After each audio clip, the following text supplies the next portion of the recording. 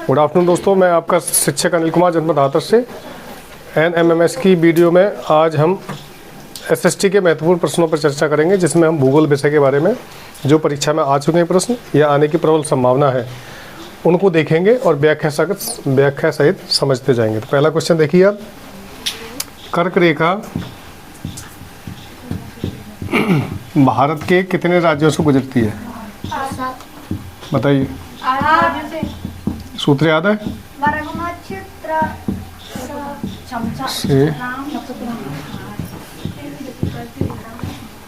देखिए, पहले समझ लीजिए चित्र के माध्यम से। ये हमारी पृथ्वी है। पृथ्वी के मध्य से जो रेखा जाती है उसको बोलते हैं भूमध्य रेखा। क्या बोलते हैं? भूमध्य रेखा, यानी इक्वेटर। ये 0 डिग्री देशांतर पर होती है। पृथ्वी के नीचे जो होती है ये मकर रेखा है। क्या है? मकर रेखा 23.5 डिग्री। हाँ, 23.5 डिग्री साउथ। और ऊपर जो होती है कर्क रेखा 23.5 डिग्री। तो इसे इक्वेटर 2 डिग्री, ठीक है, या अंश भी बोलते हैं इसे। तो भारत के कितने राज्यों से यह रेखा गुजरती है? इसका सूत्र है कर्क पे मित्र गमछाजार या मित्र गमछाजार। में त्र गम छा झा र 1 2 3 4 5 6 7 7 ही है क्या 8 है? 8वां कौन सा है? पश्चिम बंगाल, देखो, पहला हो गया मिजोरम, त्रिपुरा, गुजरात, महाराष्ट्र, छत्तीसगढ़, झारखंड और राजस्थान। और कौन सा रह गया? पश्चिम बंगाल। चलो 8वां, हाँ, पे से होगा इसमें, कर्क पे, पश्चिमी बंगाल। तो इन 8 राज्यों से कर्क रेखा गुजरती है भारत में, ठीक है। तो प्रश्न पूछा गया था कि कर्क रेखा कितने डिग्री देशांतर पर है? तो 23.5 डिग्री उत्तरी देशांतर पे। कितने पे? उत्तर दिशा में। ये उत्तर है, ये दक्षिण है, ठीक है। इसको कहते हैं उत्तरी गोलार्ध और दक्षिणी गोलार्ध। इसको बोलते हैं उत्तरी ध्रुव। सॉरी, ये उत्तरी ध्रुव है। क्या है? उत्तरी ध्रुव। भूमध्य रेखा के ऊपर का हिस्सा कहलाता है उत्तरी गोलार्ध और नीचे का हिस्सा कहलाता है दक्षिणी गोलार्ध, ठीक है। तो अगर ये प्रश्न पूछा जाए, थोड़ा पीछे करना, अगर ये प्रश्न पूछा जाए कि भारत किस गोलार्ध में स्थित है? ये दक्षिणी गोलार्ध है। क्या है? दक्षिणी गोलार्ध। तो भारत दक्षिणी गोलार्ध में स्थित है, ध्यान रखिएगा, ठीक है। अगला क्वेश्चन देखें, भारत विश्व की जनसंख्या का कितने % हिस्सा? जनसंख्या का, हाँ, क्षेत्रफल का, सॉरी, जनसंख्या नहीं। भारत विश्व के क्षेत्रफल का कितना हिस्सा है? 2.4%, ठीक है। पूरे विश्व में जितनी धरती है उसमें भारत का हिस्सा है 2.4%, ठीक। आगे देखेंगे आप जी। अभी मैं गोलार्ध वाला गलत बता गया था, उसके लिए सॉरी। उत्तर पूर्वी गोलार्ध में स्थित है भारत, ध्यान रखिएगा। भारत किस गोलार्ध में है? लिखिए,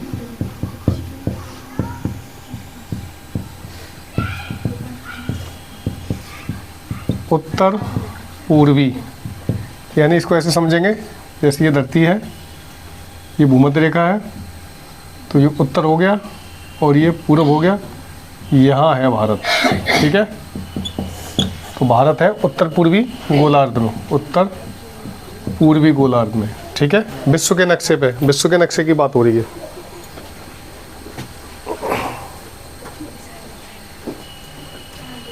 प्राचीन समय में भारत को क्या कहते थे? कौन सा द्वीप? नहीं,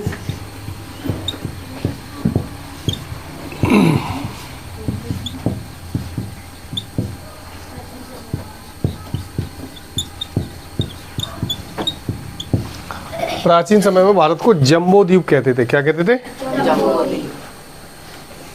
जम्बो द्वीप। जम्बो द्वीप। द्वीप समझते हो आप किसे कहते हैं? जिसके चारों ओर पानी हो, ठीक है। अगला, इंडिया शब्द किस भाषा का है?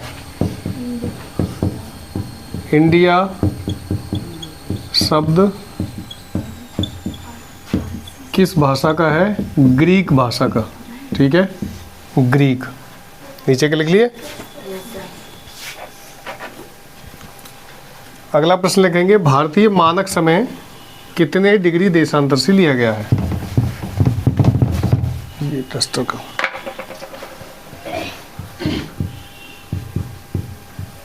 भारतीय मानक समय कितने देशांतर पर है? आंसर है 82.5 डिग्री देशांतर पर, और ये लिया गया है इलाहाबाद के नैनी से। इलाहाबाद के समीप एक नैनी जगह है, वहाँ से भारत का समय लिया गया निर्धारित। जो हम घड़ी में समय देखते हैं, ये वहीं से शुरुआत की गई थी, इलाहाबाद के नैनी से। ठीक है, और इसको बोलते हैं IST। IST का पूरा नाम है इंडियन स्टैंडर्ड टाइम, भारतीय मानक समय। भारतीय मानक समय, इंडियन स्टैंडर्ड टाइम। एक होता है GMT, ये लंदन का समय होता है। ग्रीनविच मीन टाइम, इसको बोलते हैं ग्रीनविच मीन टाइम। ठीक है, ग्रीनविच मीन टाइम लिख लिया ये। अब देखिए, संपूर्ण भारत का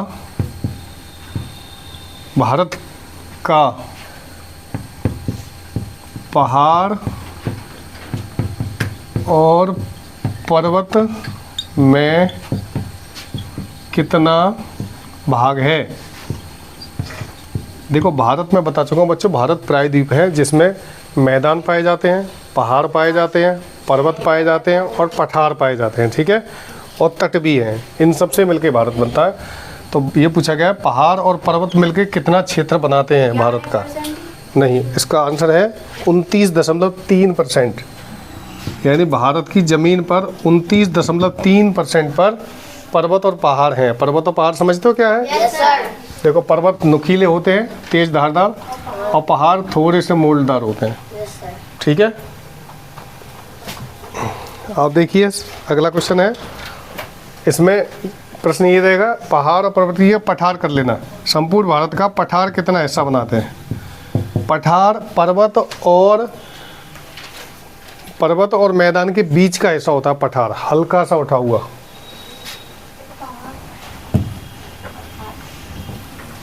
जैसे ये पहाड़ हो गया नुकीले, ये हो गया आपका पर्वत, और पठार हो गया ऐसे। ठीक है, और ये सिंपल मैदान। पहाड़, पर्वत, पठार और मैदान। देखो, पठार मैंने 3 बताए थे, कौन से प्रसिद्ध है बताओ? नागपुर का पठार, छोटा नागपुर। कौन सा? छोटा नागपुर, तिब्बत का पठार। तिब्बत का पठार भारत में उड़ी है। मालवा और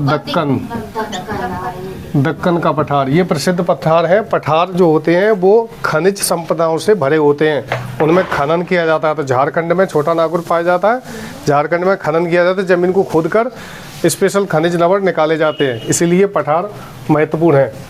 छोटा नागपुर का पठार बहुत महत्वपूर्ण है, यहाँ पर बहुत सारी खनिज संपदा है। झारखंड जो है कौन से राज्य से कटकर बना है बच्चों?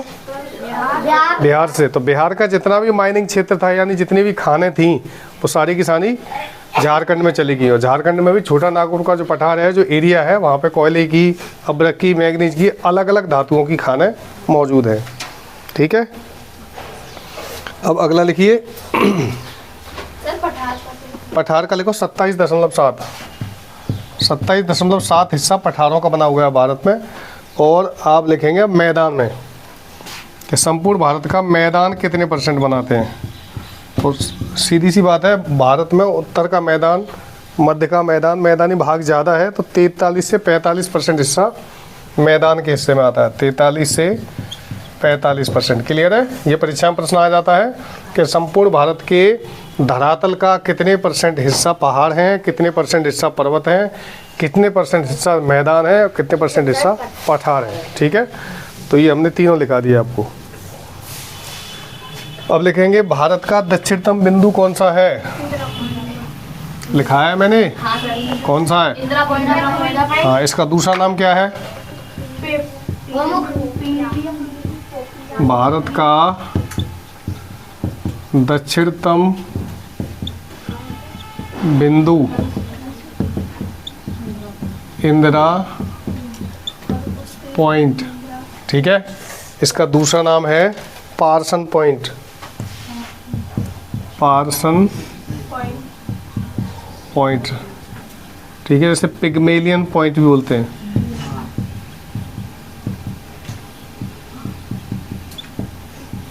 दक्षिणतम का मतलब है भारत के सबसे सुदूर दक्षिण में, ठीक है, इससे आगे नहीं है मतलब भारत। और ये स्थित है अंडमान निकोबार में। कहाँ स्थित है। अंडमान निकोबार। ये क्या है।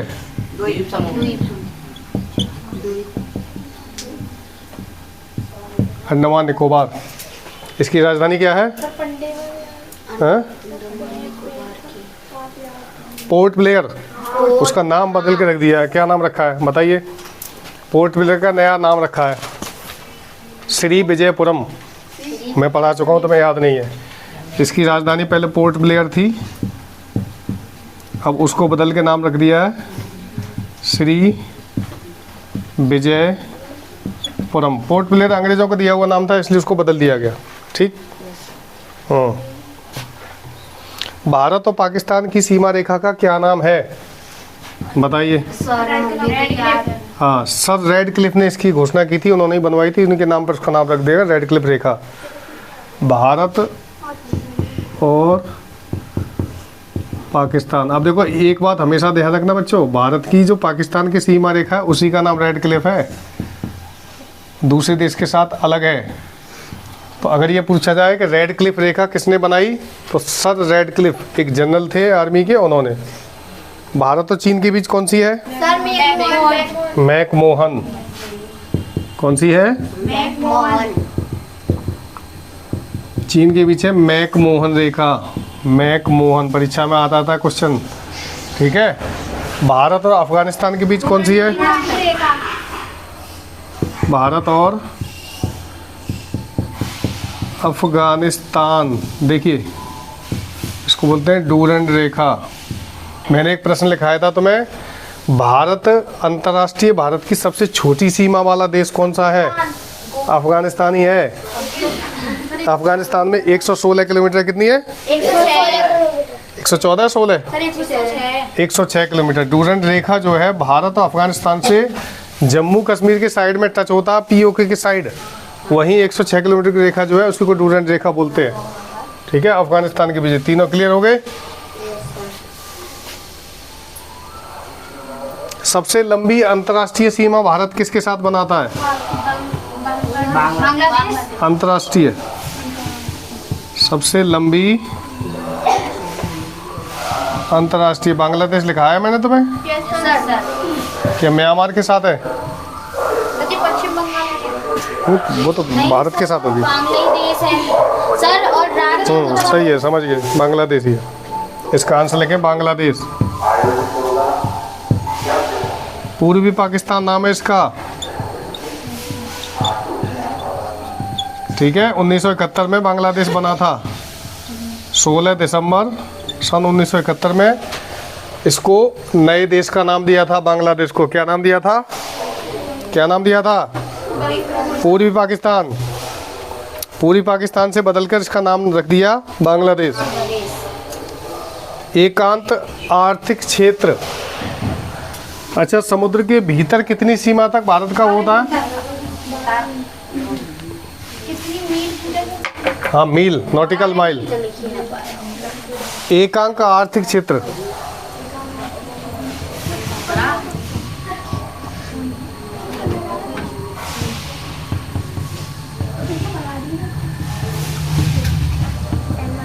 देखो भारत की जो तटरेखा है उसके 200 नॉटिकल मील तक NM ये होता है एकांक आर्थिक क्षेत्र। यानी इस क्षेत्र में भारत खनन कर सकता है समुद्र के भीतर, कि कुछ संपदा ढूंढनी हो, कुछ मूंगे मोती हीरे ढूंढने हो तो उसमें कर सकता है 200 नॉटिकल मील तक, ठीक है, पानी में।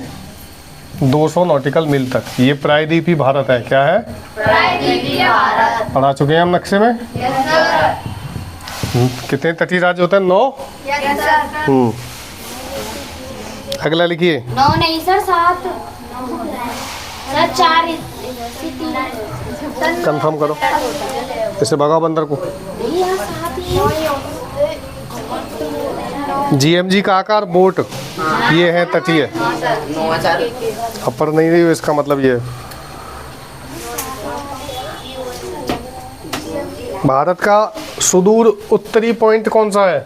इंदिरा कॉल। हाँ, उत्तरी बिंदु है इंदिरा कॉल। कौन सा है? इंदिरा कॉल। ये इंदिरा गांधी जो पूर्व प्रधानमंत्री थी उनके नाम पर रखा गया है, इंदिरा कॉल। ध्यान रखिएगा। जम्मू कश्मीर में है ये। कहाँ पे? JNK। ये बन गया है यूटी, संघ शासित प्रदेश बन गया है। पहले क्या था? राज्य। आदम का पुल कहाँ पाया जाता है? Adam's Bridge. सुना है?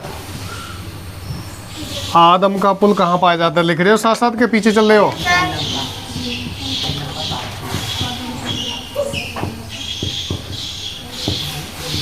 जो राम सेतु है ना, राम सेतु, उसी को आदम का पुल कहते हैं, एडम्स ब्रिज।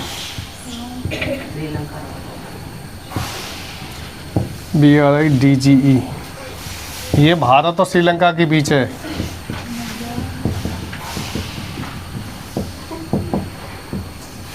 श्रीलंका का पुराना नाम है सीलोन। ध्यान रखिएगा। श्रीलंका की राजधानी कौन सी है? हाँ, कोलंबो था पहले, उसका नाम बदल दिया है। श्रीलंका की राजधानी थी कोलंबो, उसका नाम बदला श्री जयवर्धनेपुरम। श्री जयवर्धनेपुरम। ध्यान रखिएगा, परीक्षा में किसी तरह से पूछा जा सकता है क्वेश्चन। श्री जयवर्धनेपुरम। लिखिए, डंकन पास कहाँ स्थित है? Duncan pass. देखो, पास माने होता है पानी का ऐसा हिस्सा जहाँ से आवागमन हुआ जा सके। दक्षिणी अंडमान और लघु अंडमान को ये दूर करता है। दक्षिणी अंडमान और लघु अंडमान के बीच, ठीक है। 10 डिग्री चैनल भी बोलते हैं इसे। 10 डिग्री चैनल, अगर ये पूछ ले जाए कि 10 डिग्री चैनल कहाँ स्थित है, तो दक्षिणी अंडमान और लघु अंडमान को अलग अलग करता है, द्वीप समूह को। ये पानी वाली जगह होती है। चैनल, टीवी वाला चैनल मत समझ लेना। दर्जे समझ गए? मैं तुम्हें दर्जे लिखा दिए, एक बार और रिपीट कर दे रहा हूँ। महत्वपूर्ण दर्जे कहाँ पे पाए जाते हैं, ये लिख लीजिए। ये लिख लिया? देखो, सबसे ज़्यादा परीक्षा में आता है नाथुला। नाथुला, ला माने पहाड़ी भाषाओं में दर्जा ही होता है, ठीक है। तो नाथुला दर्जा लिखेंगे तो 2 बार दर्जा हो जाएगी। अगर ये पूछा जाए कि नाथुला क्या है, तो नाथुला दर्जा है। और दर्जा होता है 2 पहाड़ों के बीच का सकरा स्थान। जैसे मान लो 2 पहाड़ है, ये इसके बीच का जो स्थान है ये कहलाएगा दर्रा, ठीक है। अंग्रेजी में पास, ठीक है, गुजरने वाला स्थान, ठीक है। तो नाथुला दर्रा है आपका सिक्किम में। कहाँ पर है? सिक्किम की विशेषता क्या आपको पता है? सर, वहाँ पे कंचनजंगा है। कंचनजंगा चोटी है। और सिक्किम बहुत विशेष राज्य है। चलो सिक्किम पे बात कर लें हम। सर, इससे सबसे छोटा राज्य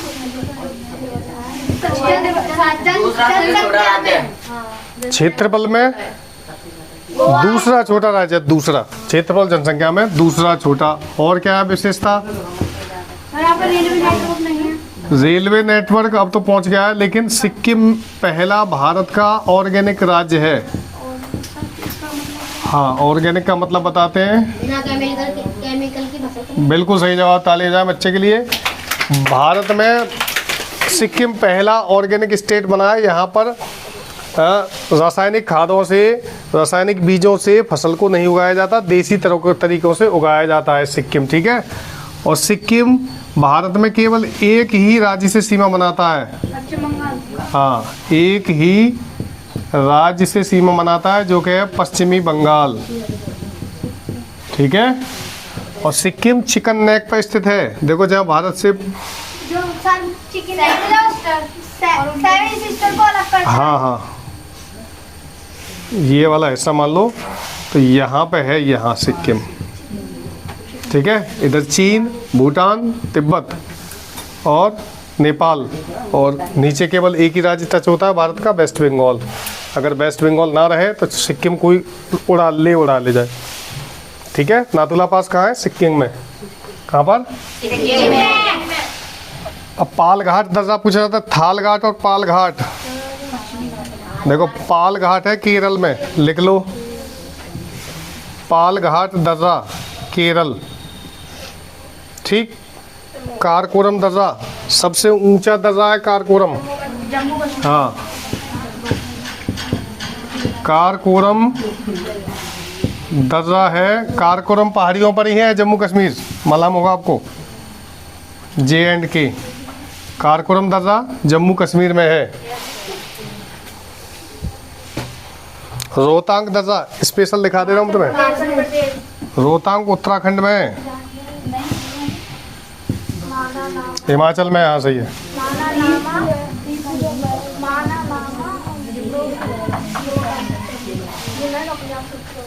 रोहतांग दर्रा हिमाचल प्रदेश में। हिमाचल प्रदेश सेब की खेती के लिए जाना जाता है, उसे बर्फ का घर भी कहते हैं। यहाँ पे हिमधन आंचल यानी बर्फ की चोटियाँ अधिक पाई जाती हैं हिमाचल में, ठीक है। और एक बहुत प्रसिद्ध पर्वत श्रृंखला है, कौन सी है? Dhauladhar, very good. हम पहाड़ों को पढ़ा चुके हैं इसीलिए ताकि आपको ध्यान रहे। धौलाधार पर्वत श्रृंखला पाई जाती है हिमाचल में। कारकोरम, लद्दाख, पीर पंजाल, जास्कर, ये पाए जाते हैं जम्मू कश्मीर में पर्वत श्रृंखलाएं, ठीक है। तो ये SST का छोटा सा वीडियो था। कितने क्वेश्चन आए तुम्हारी समझ में इसमें? ठीक है, जितने भी आए हैं आप लिख लें और जल्दी ही आपके प्रवेश पत्र डाउनलोड होना शुरू हो जाएंगे। बच्चों चैनल से जुड़े रहिए, शीघ्र ही हम रिवीजन टेस्ट सीरीज चालू करेंगे। वैसे रिवीजन ही चल रहा है ये एक तरह से। तो मिलते हैं अगले वीडियो में। Thank you, bye.